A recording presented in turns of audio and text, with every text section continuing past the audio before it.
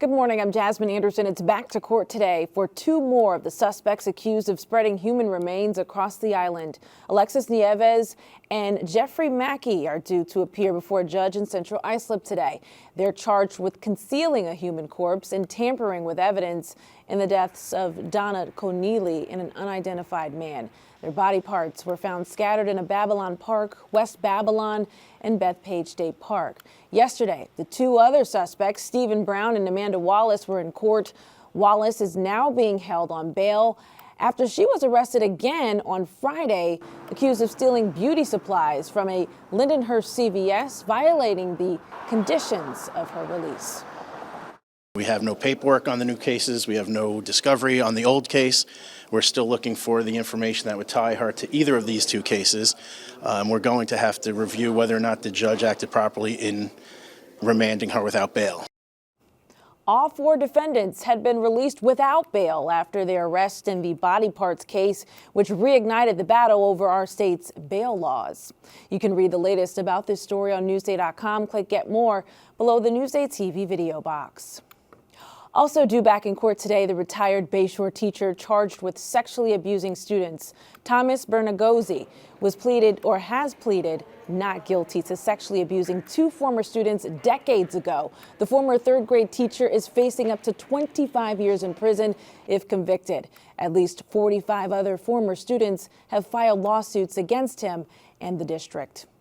Only in Newsday, new proposals could soon allow housing to be built on certain properties despite local zoning laws. Governor Hochul and religious leaders are exploring separate ways around what they call exclusionary zoning that's blocked new housing projects.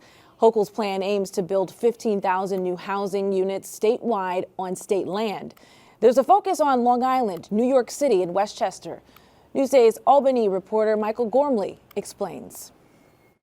The reason that this is important is that there's national studies that have been done, and other states that have been dealing with this housing crisis have found you really can't just use incentives to increase the housing stock. So getting around or avoiding local zoning is a big deal. And Governor Hochul is hoping to do that on state-owned properties, SUNY properties at Farmingdale, at SUNY Stony Brook on the Southampton campus, and two DOT properties.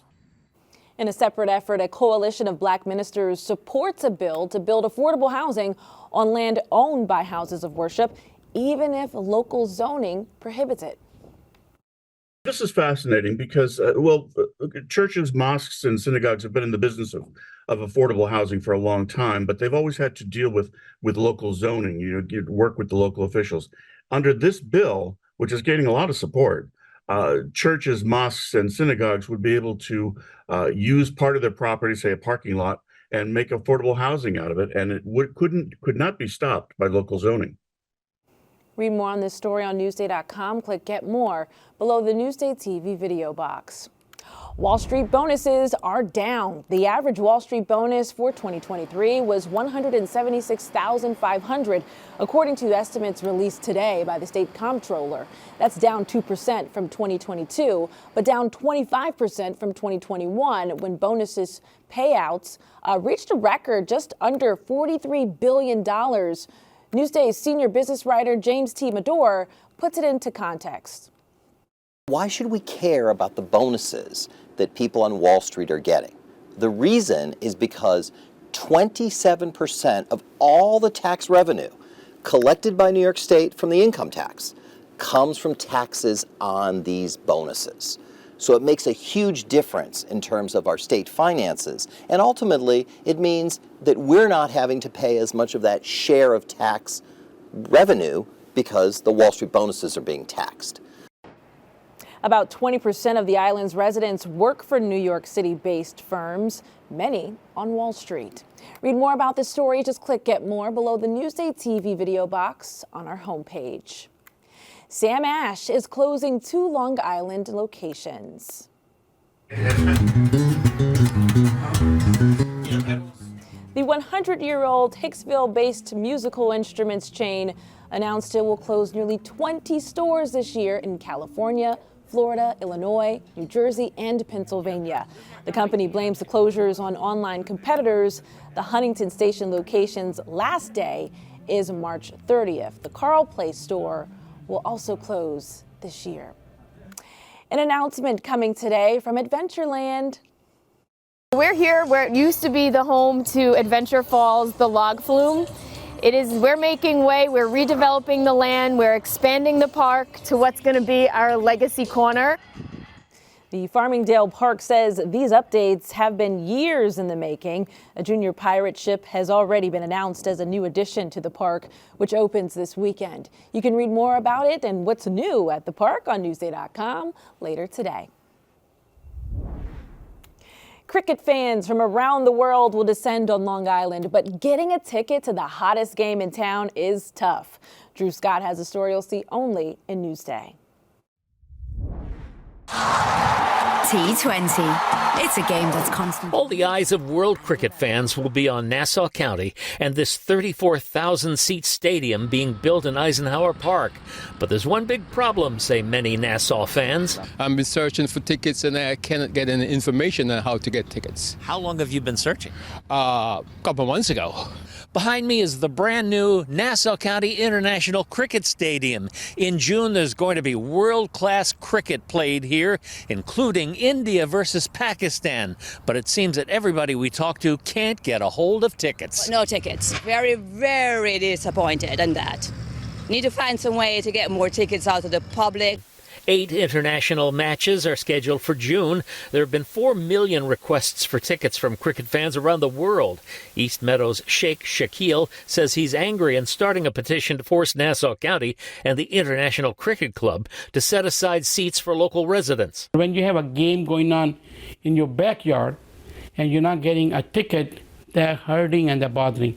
One cricket league president from Nassau says tickets were sold quickly, then resold at triple the price. Some tickets reportedly purchased for up to $4,000 each. 100% of the people I know who apply that, none of them get a ticket. Now do I know anybody personally, and I know a lot of people. Now a Nassau spokesman says the county will hold a raffle to award tickets to local residents. T20 Cricket says it has some tickets available for purchase. Still, that doesn't make local fans happy. Right, for me, I can't get any tickets, so it's a sticky wicket. At Eisenhower Park, Drew Scott for NewsdayTV. We need more tickets. Read more about this story on Newsday.com. Click Get More below the Newsday TV video box.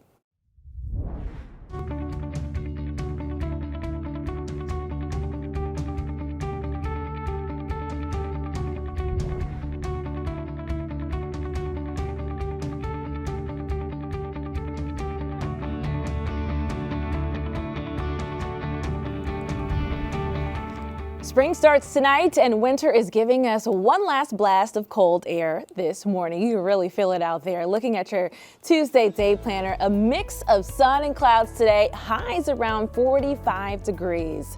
Tomorrow, rain returns with highs in the mid-50s. We just want spring, but it just doesn't feel like that. That actually feels okay, so no complaints there really. And here's a look at your futurecast. Scattered showers throughout tomorrow afternoon through the evening, bringing in cooler temperatures for the later part of the week. Looking at your 7-day forecast now. Spring, it officially begins this evening. The first full day is tomorrow, and you can see the rain is back with cooler weather. That's your forecast. Long Island weather is brought to you by Home Tax Saver, PTRC Incorporated. I'm Jasmine Anderson. Have a terrific Tuesday. Thank you so much for watching. We'll see you later.